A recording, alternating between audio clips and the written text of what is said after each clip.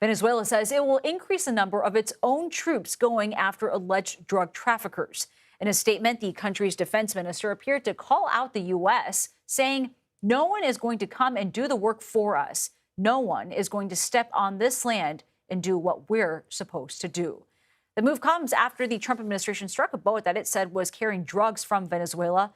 11 people were killed in that strike, and the Pentagon is also sending 10 fighter jets to Puerto Rico to carry out operations targeting drug cartels in the Caribbean.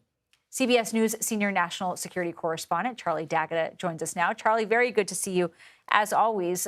How would you describe the situation right now with Venezuela, especially given this military buildup we're seeing play out in Puerto Rico?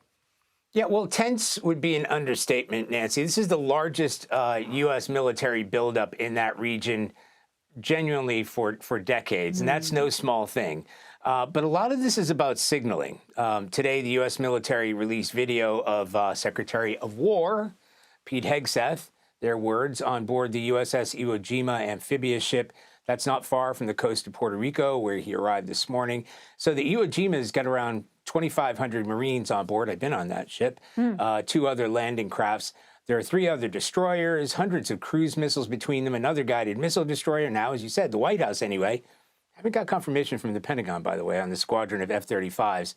Not sure if they've been deployed yet, but they're among the most advanced stealth fighter jets in the U.S. arsenal. They're fast, they're stealthy, air-to-air, air-to-surface, and you put all those things together, and this is an attacking force. This isn't a defending force. It may be a deterrent, but if you're battling, drug cartels, it is a lot. Now, President Trump has said he's not aiming for regime change, and some of this might be about force protection.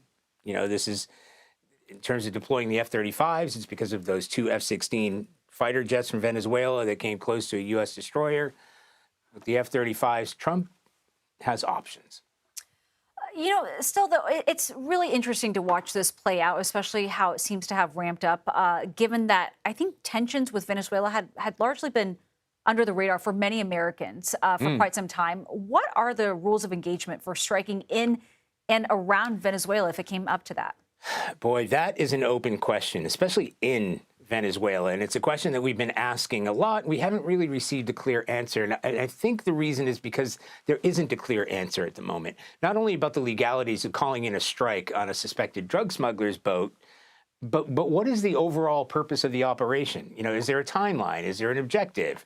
The president, like others before him, has got quite a lot of leeway when it comes to ordering military action. If you think of countries like drone strikes in Libya or Pakistan, Syria, Afghanistan, et cetera, or even Iran, they don't necessarily need a declaration of war. But the Senate Intelligence Committee is already asking, how did you ID the individuals on that boat?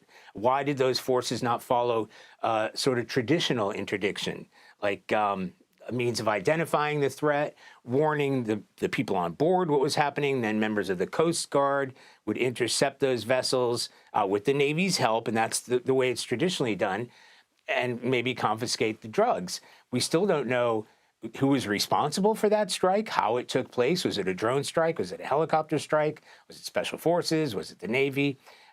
Especially as the Secretary of War says, there's more to come. And the president is saying if those F-16s get close, we will shoot them down.